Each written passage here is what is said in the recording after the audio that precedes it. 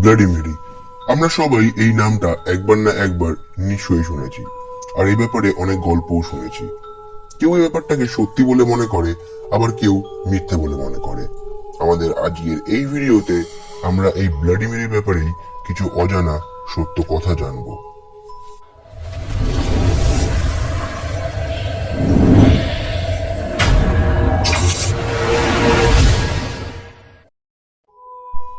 অনেকে বলে, যদি কেউ রাতের বেলা 2:30 থেকে 3:30 মধ্যে ঘরের কোনো এক আয়নার সামনে মোমবাতি নিয়ে দাঁড়িয়ে 3বার ব্লাডি মেরি বলে, তাহলে ব্লাডি মেরিকে সেই আয়নার মধ্যে দেখতে পাওয়া যায়। আবার অনেকে এটাও বলে যে ব্লাডি মেরি কখনো কখনো আয়না থেকে বেরিয়ে এসে তাদের ওপর আক্রমণ করে, আর তার হাতে একটা বাচ্চাও থাকে। আর কেউ যদি ব্লাডি মেরিকে আই স্টোল ইউর বেবি বলে, তাহলে ব্লাডি মেরি তাকে মেরে ফেলে। এছাড়াও ব্লাডি মেরিকে যারা ডাকে, তাদের স্বপ্নে সে এসে তাদেরকে ততক্ষণ ভয় দেখাতে থাকে যতক্ষণ না তারা তাদের মানসিক ভারসাম্য হারিয়ে ফেলছে। কিন্তু এত কিছু জানবার পরে একটাই প্রশ্ন থেকে যাচ্ছে, আসলে কি এই ঘটনাগুলি সত্যি? এই প্রশ্নটির উত্তরের জন্য আমাদের 1600 শতাব্দীতে যেতে হবে, যেখানের ইতিহাসে আমরা এই ব্লাডি মেরির ব্যাপারে কিছু তথ্য পাব। মেরি আসলে ইংল্যান্ডের প্রথম শাসক রানী ছিল। তিনি ইংল্যান্ডের সিংহাসনে 1553-তে বসেছিল। মেরি রাজা হেনরি VIII আর তার প্রথম স্ত্রী ক্যাথরিনের একমাত্র সন্তান ছিল। মেরি ছোটবেলা থেকেই কলাবিদ্যা আর শাস্ত্রতে এক্সপার্ট ছিল, কিন্তু রাজা হেনরি ছেলে চেয়েছিলেন যে তার অবর্তমানে তার সিংহাসন সামলাতো। সেই জন্য রাজা মেরিকে কখনোই পছন্দ করত না। তার কোনো ছেলে না হওয়াতে রাজা হেনরি 6টি বিয়ে করেছিল, যাতে তার কোনো এক স্ত্রী থেকে ছেলে হয় আর সে তার সিংহাসনে বসতে পারে। এতগুলি বিয়ে করার ফলে হেনরি আর ক্যাথরিনের মধ্যে সম্পর্ক খারাপ হতে থাকে, যার ফলে হেনরি তার প্রথম স্ত্রী ক্যাথরিনকে রাজ্য থেকে বের করে দেয়। সেই সময় মেরির বয়স মাত্র 14 বছর ছিল। রাজার নতুন রানী মেরিকে রাজদরবার থেকে বের করে দেয়। মেরি অনেক ছোট বয়স থেকেই তার বাবার অনেক খারাপ কাজ দেখেছিল, যার জন্য মেরির ওপরে সবসময় একটা মানসিক চাপ ছিল। রাজা হেনরির প্রথম মেয়ে হওয়া সত্ত্বেও মেরিকে তার বোন এলিজাবেথ আর তার ভাই এডওয়ার্ডের থেকে নিচে স্থান দেওয়া হয়েছিল, যার ফলে মেরির মানসিক ভাবে খুব ভেঙে পড়েছিল। কিন্তু মেরি যেহেতু প্রজাদের মধ্যে খুব জনপ্রিয় ছিল, তাই রাজা হেনরির মৃত্যুর পরে মেরিকেই রাজ সিংহাসনের দায়িত্ব দেওয়া হয়। রাজ্য সামলানোর দিকে মেরি তার ভাই এবং বোনদের থেকে খুবই ভালো ছিল। 37 বছর বয়স পর্যন্ত মেরি তার রাজ্যকে খুব ভালোভাবে সামলাচ্ছিল, কিন্তু এরপরে মেরির মনে হয় তার একটি সন্তানের প্রয়োজন, যে তার পরবর্তীকালে তার সিংহাসন সামলাতে পারবে। এরপরই মেরি ফিলিপস নামক একজন ব্যক্তিকে বিয়ে করে নেয়। মেরি কোনোদিনও কারোর ভালোবাসা পায়নি, তাই ফিলিপসকে পেয়ে সে ছোট্ট একটি বাচ্চার মতো হয়ে গিয়েছিল। বিয়ে করার 3 মাসের মধ্যেই সে প্রেগনেন্ট হয়ে গিয়েছিল। কিন্তু এইবারই তার জীবনের সব থেকে বড় ঘটনা তার সাথে ঘটে। মেরির শরীরে একজন গর্ভবতী মহিলার মতোই সব লক্ষণই দেখা গিয়েছিল। তার কিছু মাস পরে মেরি তার পেটে বাচ্চাটিকে অনুভবও করতে পারে। কিন্তু সেই সময় রাজ্যে একটি কথা সবার কানে আসছিল যে মেরির পেটে কোনো বাচ্চাই নেই, আর সে সবাইকে বোকা বানাচ্ছে। আর 9 মাস পরে অন্য কোনো একজনের বাচ্চাকে নিয়ে সে তার নিজের বাচ্চা বলে পরবর্তীকালে তার সিংহাসনে বসাবে। সেই সময় ইংল্যান্ড 2টি ভাগে বিভক্ত ছিল, এক ক্যাথলিস্ট আর 2 প্রোটেস্টেন্ট। সেই সময় প্রায় 2 দলের মধ্যে লড়াই হতো, আর এই সবকিছুর মধ্যে মেরি সবসময় চাইতো তার রাজ্যের একতা দেখতে, আর সবাই একটি ধর্মের মধ্যেই থাকবে। তাই জন্য 1554 সালে সে একটি নতুন আইন পাশ করে, যে আইনে বলা হয়েছে যে রাজ্যের সবাইকে ক্যাথলিক ধর্মই নিতে হবে, আর যারা এই আইন মানবে না তাদেরকে জীবন্ত জ্বালিয়ে দেওয়া হবে।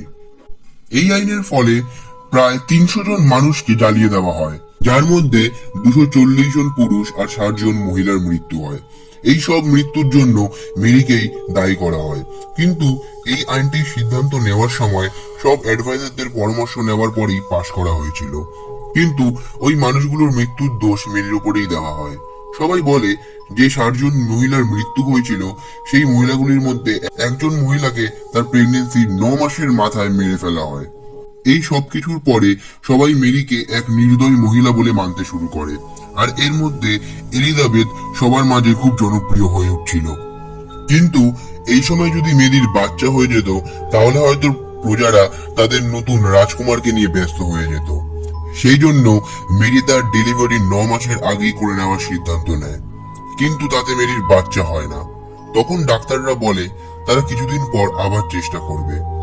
এর পরের তারিখও আসে, কিন্তু তখনও মেরির কোনো বাচ্চা হয় না। এই ঘটনার পরে রাজ্যের সবাই মেরিকে সন্দেহ করতে শুরু করে। অনেকে বলে মেরি মৃত বাচ্চা জন্ম দিয়েছিল।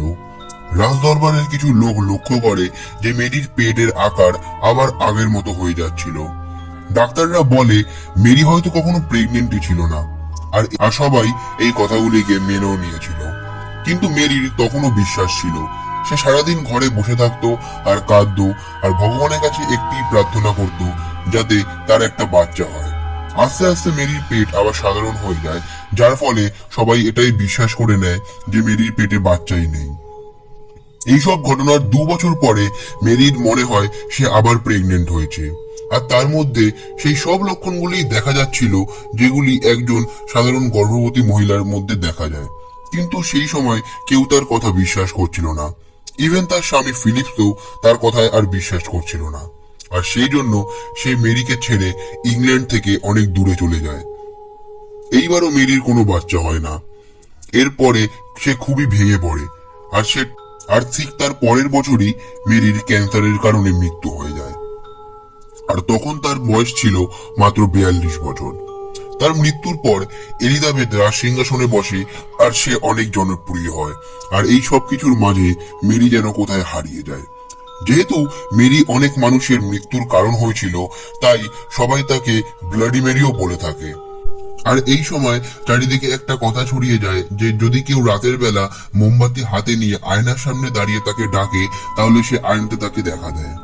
এখন তোমরা হয়তো অনেকে ভাবছো যে মেরি প্রেগনেন্ট হয়ে বাচ্চা হওয়ার ব্যাপারটা কি হয়েছিল, তার বাচ্চা কেন হলো না? এই প্রশ্নের উত্তরও আমার কাছে আছে। আসলে মেডিকেলের ভাষায় এই রোগটিকে সিউডোসাইটিসও বলা হয়ে থাকে, যাকে আমরা ফলস প্রেগনেন্সিও বলে থাকি। এই রোগে মেয়েদের মনে হয় তারা প্রেগনেন্ট হয়েছে, আর তাদের শরীরের মধ্যে সেই সব রকম পরিবর্তনই চলে আসে যেগুলি একটি গর্ভবতী মহিলার হয়ে থাকে। কিন্তু কিছু মাসের মধ্যেই সেই মহিলার শরীর আবার আগের মতো হয়ে যায়। আজও প্রতি 22,000 জন মহিলার মধ্যে একজনের সাথে এইরকম ঘটনা ঘটেই থাকে। আর সেই 16শো শতাব্দীতে মেরির সঙ্গেও এই ঘটনাটাই ঘটেছিল। এইবার প্রশ্ন হলো, কি সত্যি 3 বার রাতের বেলা আয়নার সামনে দাঁড়িয়ে ব্লাডি মেরি বললে সত্যি সত্যি আয়নার সামনে ব্লাডি মেরিকে দেখা যায়? এই প্রশ্নের উত্তর হলো একদমই না, এরকম কিছুই হয় না। আর অনেকে যারা বলে তাদের সঙ্গে সত্যি এরকম ঘটনা হয়েছে, তারা আসলে বানানো গল্প ছাড়া আর কিছুই বলছে না। আর তার মানে এইটা না যে তোমরা এখন এই জিনিসটাকে ট্রাই করে দেখো, একদমই না। আমাদের ভিডিওর উদ্দেশ্য একটাই থাকে যে তোমাদের এন্টারটেইন করার সাথে সাথে কিছু ইনফরমেশনও প্রোভাইড করা। তোমাদের কি মনে হয় এই ব্যাপারটাকে নিয়ে, সেটা তোমরা আমাকে নিচে কমেন্ট করে জানিও। আর তোমরা নেক্সট ভিডিওটা কোন টপিকের উপর চাইছো সেটাও পারলে তোমরা আমাকে কমেন্টে জানাতে পারো। আর যদি তোমাদের ভিডিওটা ভালো লেগে থাকে তাহলে ভিডিওটা লাইক করে দিও, আর তোমাদের বন্ধুদের সাথেও ভিডিওটা শেয়ার করে দিতে পারো। আর তোমরা যদি এরকম কন্টেন্ট আরো পেতে চাও, তোমরা আমার চ্যানেলটাকে সাবস্ক্রাইব করে পাশের বেল আইকনটাতেও ক্লিক করে দেবে, যাতে ফিউচারে তোমরা কোনো রকম ভিডিওর নোটিফিকেশন মিস না করো।